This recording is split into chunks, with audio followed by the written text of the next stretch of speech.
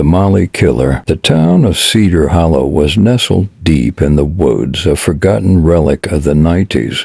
It was a place where ghost stories thrived, where the trees whispered secrets, and where one particular name was spoken in hushed tones. Molly. Molly had disappeared years ago, a teenage girl with a bright smile who vanished without a trace. Some said she ran away, others claimed she fell victim to the woods. But the truth, buried deep like Molly herself, was far darker.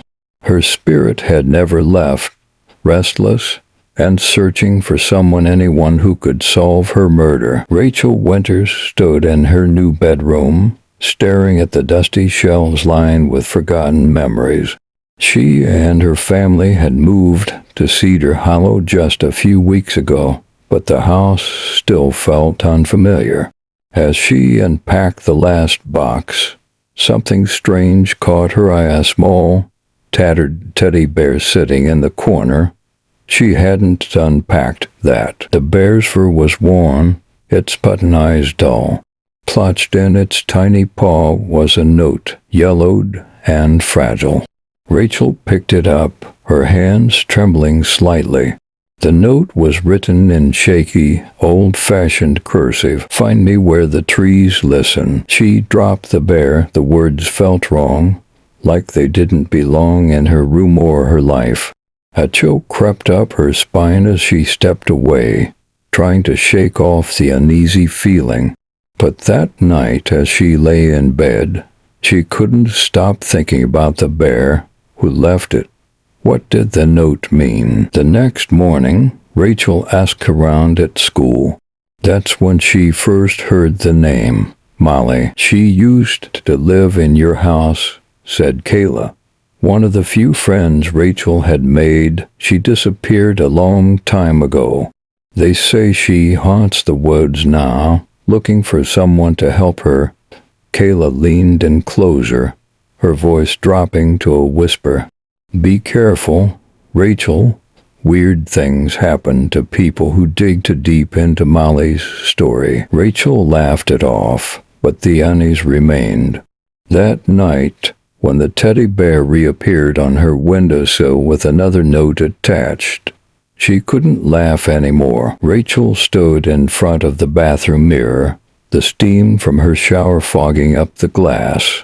She wiped it away with the back of her hand, but when the condensation cleared, a message was left behind. "He did it." Her heart stopped.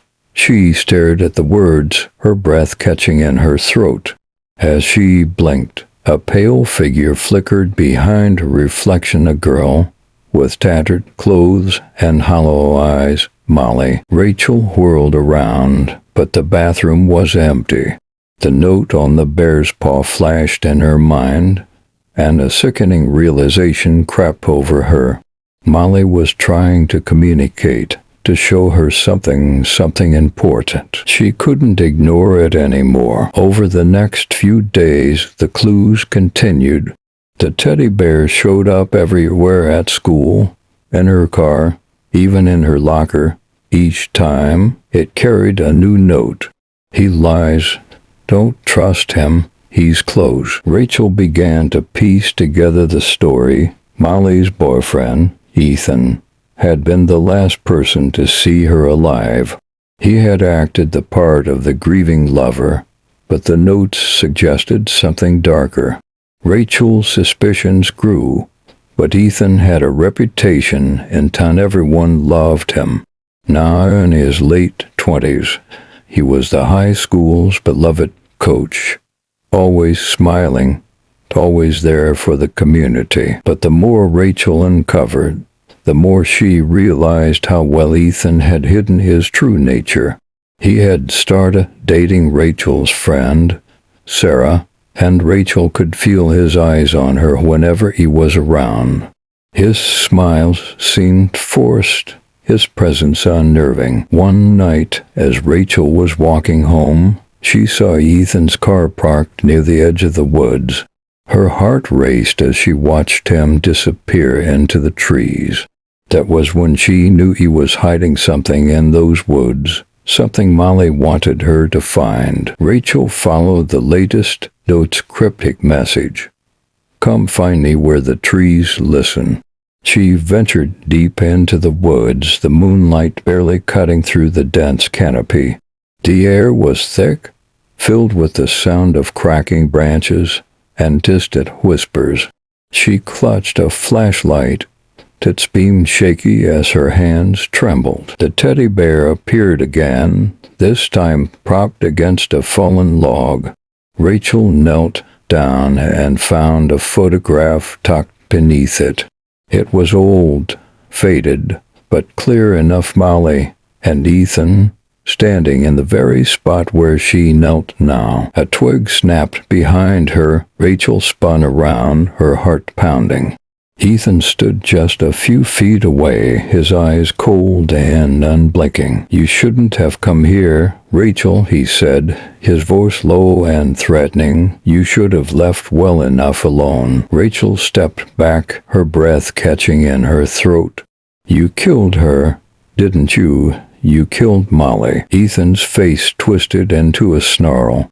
She was going to leave me. I couldn't let that happen. No one was supposed to find out. Before Rachel could scream, Ethan lunged at her, knocking her to the ground. Her flashlight flew from her hands, casting long, eerie shadows across the forest floor. She struggled beneath his weight, his hands tightening around her throat. But then the ground beneath them shifted. A soft wind stirred the leaves, and a voice faint but growing stronger whispered through the trees, Rachel.